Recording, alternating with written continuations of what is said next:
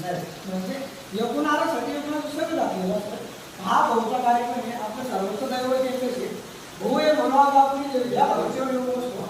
भाऊनच गावून चालू केलं चालू तरी आपल्याला मिळत नका येतो तुम्ही लक्षात घ्या. आणि आपल्या दैवानं आपल्या तालुक्यामध्ये भाऊ येते.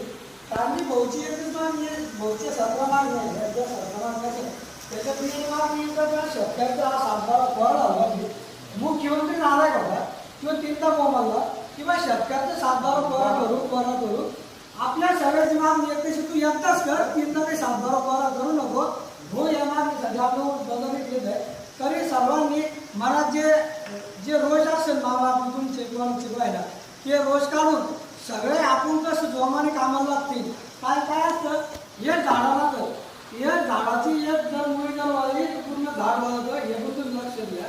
कारण की आपलं जे झाड आहे हे कडू झाड आहे हे 52,000 घेऊन लागतं.